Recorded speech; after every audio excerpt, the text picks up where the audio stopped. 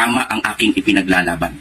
Marami lamang nagagalit sapagkat hindi po ito pabor sa posisyon ng Adventist, subalit ito'y nakasalig sa katotohanan, sa history at sa mga dokumentong magpapatunay na ang Seventh-day Adventist ay nakapagsagawa ng mga abortion, elective abortion sa mga ospital using guidelines na ibinigay ng ating General Conference. Hindi ko po maaatim o makakaya na manatili sa pananampalataya na alam ko sa aking sarili na nagkaroon ng issue sa pagpatay ng mga sanggol na walang kalaban-laban.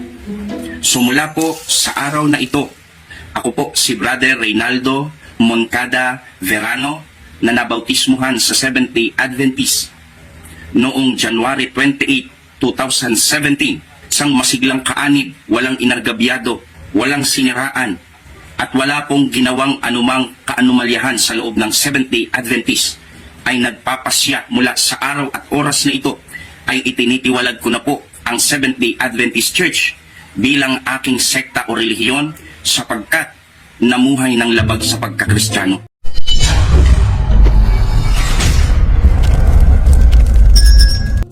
Yan, opisyal na deklarasyon, pahayag ni kapatid na Reynaldo Moncada Verano, ang debatista ng Sabadista, na di niya masikmura ang aral ng Seventh-day Adventist kaugnay sa abortion. Alala niyo ba yung sa debate namin ng Seventh-day Adventist kaugnay sa Inquisition, na terang-tera sila sa Inquisition at ginamit ko ang kanilang dokumento kaugnay sa abortion? Ano sabi? Di po ba sabi, baka Katoliko ang nagawa sa naturang abortion?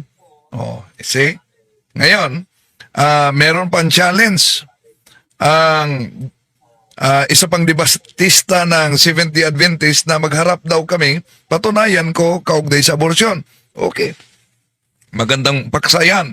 Pero sa pagkakataong ito, pakinggan natin, debatista ng Sabadista, nag-walk out sa SDA dahil di na talaga masikmura ang aral kaugnay sa abortion.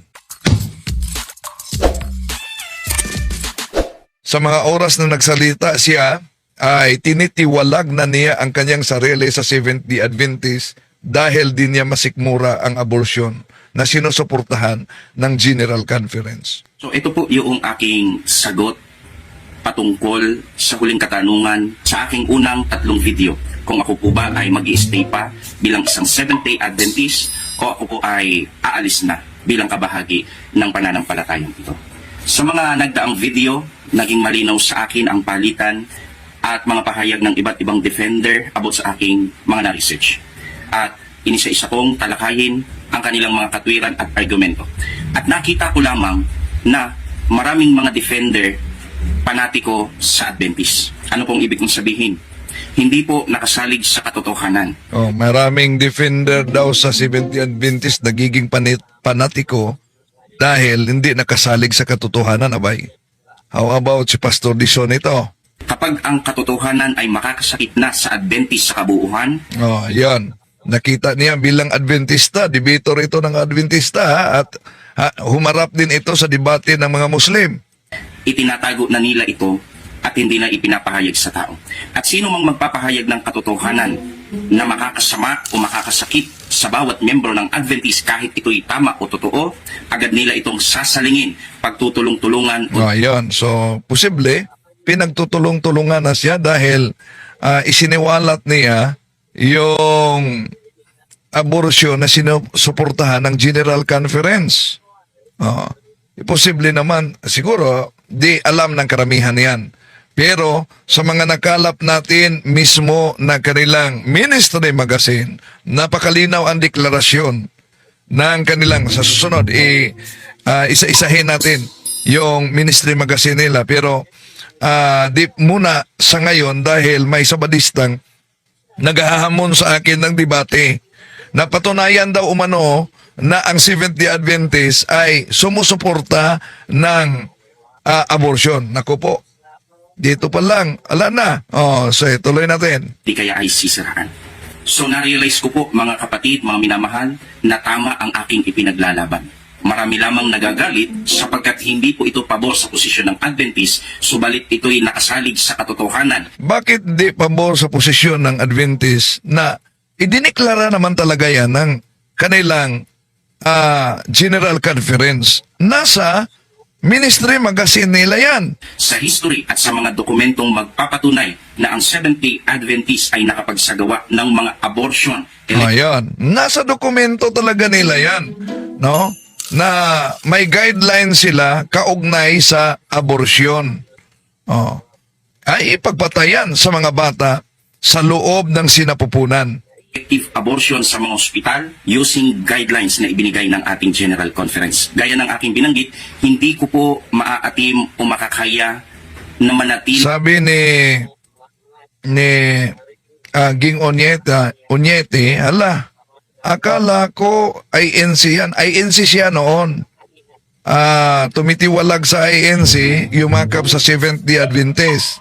2017 ba siya nabinyagan sa Seventh-day Adventist?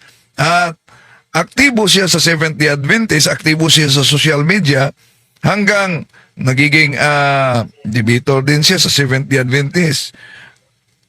Nagkaharap sila ni Ustads Bashir Indasan. Ustads Indasan. No? Kaugnay sa Trinity. Si Indasan na lang ang di ko pa naharap. Siguro baka may plano si Indasan na yung di natuloy naming debate ay itutuloy yon. Ipaabot ninyo kay Indasan, ha? Okay. Eto, tuloy natin. Sa pananampalataya na alam ko sa aking sarili na nagkaroon ng issue sa pagpatay ng mga sanggol na walang kalaban-laban.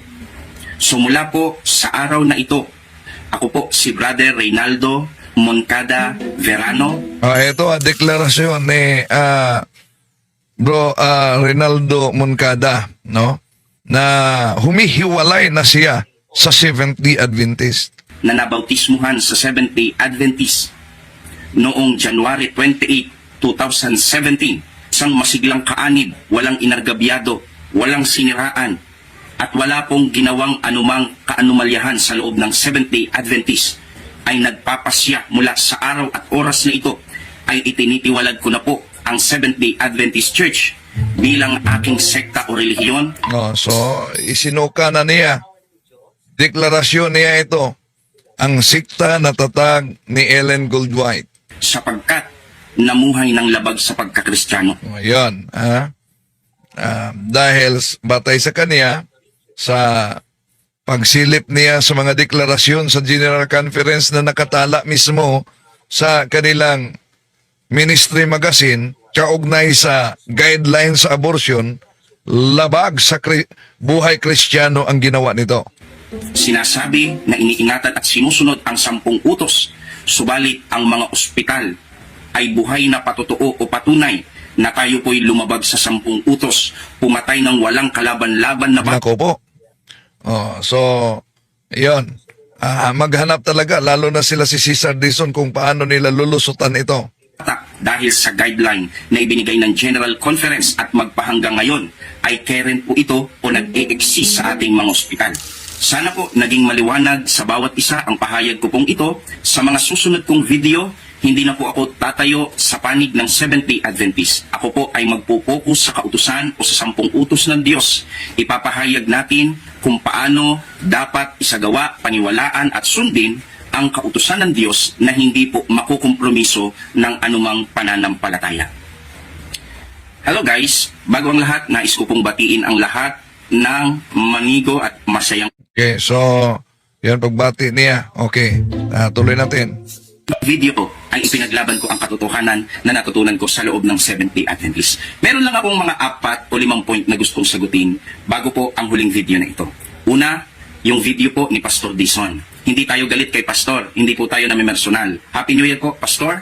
Subalit sasagutin ko po yung mga natitirang video niyo po na tinalakay po yung akin. Yun namang kaugnay sa Christmas, di nagka-isa ang mga pastor ng Seventh-day Adventist dito. May total, may tira ng tira, meron namang pastor ng, ito ang problema sa mga Bible alone na walang dogma. Kaya, nagdepende sa kanilang interpretasyon.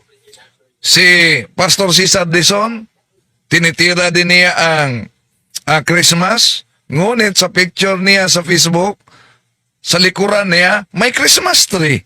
Naku po.